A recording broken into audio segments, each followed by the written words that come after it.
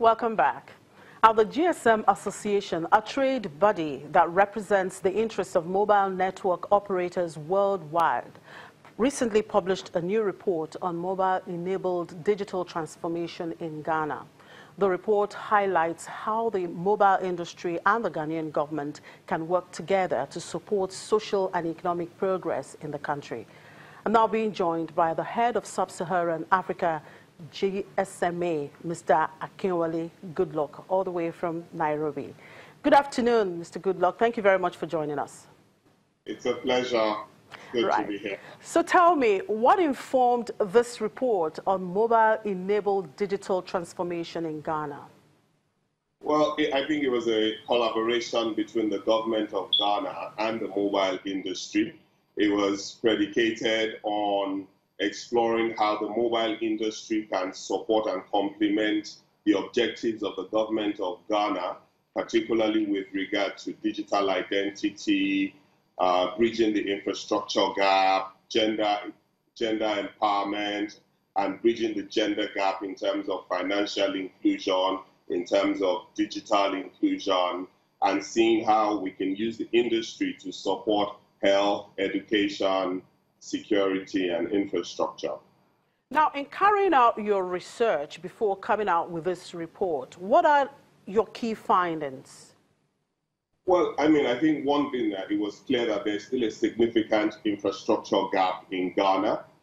Despite all the good efforts of the government of Ghana, there is still a big divide in terms of access in the urban areas versus the rural areas. So this is an area where the government and the industry are working together to see how they can bridge that gap. So they are looking at very creative solutions in terms of tax breaks and other incentives to make investing in areas that are economically challenged more attractive to operators. Okay, part of your findings also indicated that there is a gender gap in Ghana in mobile phone ownership, mobile money service, and of course use of the internet. Why this gap, and what solution do you prefer to solve this challenge? Well, I think the situation in Ghana is, I would say, is reflective of the rest of sub-Saharan Africa, where we see that women continue to lag behind in terms of, if you look at Ghana, for instance, there's a 16% difference in terms of mobile phone ownership between men and women. If you look at internet use, for instance, it's about 56%. And if you look at mobile money, it's more in the region of 17%.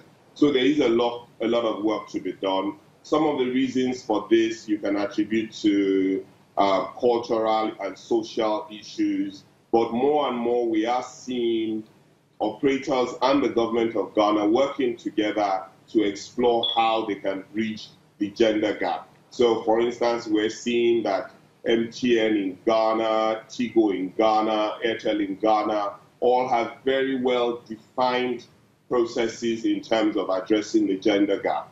Also, I think Vodafone too in Ghana. So there's a deliberate effort by all the stakeholders in Ghana to address the issue of the gender gap. Right. Now, it's not just about Ghana. The world has gone digital and everyone is keen into the digital transformation. For a country such as Nigeria, what potentials does it have to grow its economy and support sustainable development with mobile technology? I think Nigeria sits in a very advantaged position in terms of having all the right ingredients. It's got the right policies in place. It's got a vibrant young population that is very appreciative of the opportunities for digital transformation. I think also that perhaps following the examples of several other countries in the world is for the government to pay a bit more attention to enabling the digital economy, is for the government to support the use of e-governance and encourage internet adoption, is by digitizing a lot of the day-to-day things that we do in Nigeria in terms of payments, is by also bringing home around the areas of financial inclusion, and not only mobile money for person-to-person transfers, but perhaps expanding the bouquet of services that are available. I think recently the NCC issued a statement that it had signed a memorandum of understanding with the central bank in terms of allowing mobile operators in Nigeria a bigger play in the mobile money space. And I think that this will have significant positive implications for the industry and for digital transformation. All right, Mr. Goodluck, tell us more about GSM Association and its role in supporting mobile technology in Africa. Okay, the GSM Association represents the interest of mobile operators all over the world. We have about 800 mobile operators who are active members of the GSM Association. The GSM Association is responsible for advocating best practice, regulatory and policy practices in its different markets. The GSMA operates a very regionalized system. So I head Sub-Saharan Africa.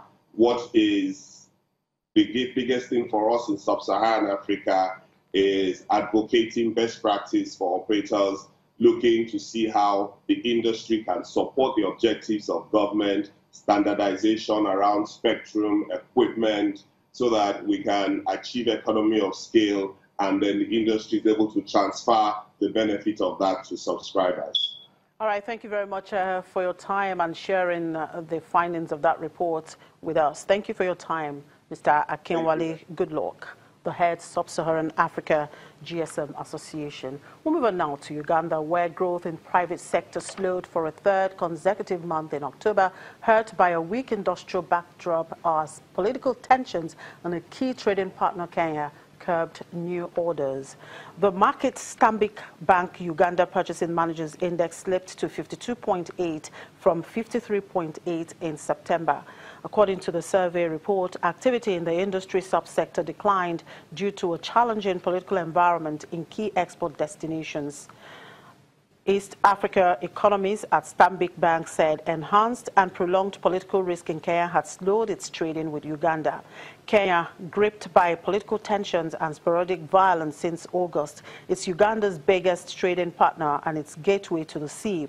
Uganda's economy, which is gearing up to start producing crude oil in 2020, is projected by the central bank to expand 5 to 5.5% in the fiscal year 2017-2018, a rate the bank says is below its potentials. And finally, Namibia's economy will grow at 1.6% this year and by double that in 2018 as the mining sector emerges from year of contraction and the impact of recent severe drought eases. The finance minister says growth will be led by recovery in the primary industries, particularly mining and agriculture. He says, however, that the poor regional growth, particularly in neighboring South Africa, remained a major risk. In August, Moody's cut the Southern African nation's sovereign credit rating to BA1 or junk from BAA3, citing a negative growth outlook and large fiscal deficits. The country's foreign reserves rose in September to 31.4 billion Namibian dollars from 30.6 billion at the end of August. And that's a wrap on the program and, of course, for the week. Thank you very much for being part of it. I'm Chimeze Obi Iwago. Enjoy the weekend.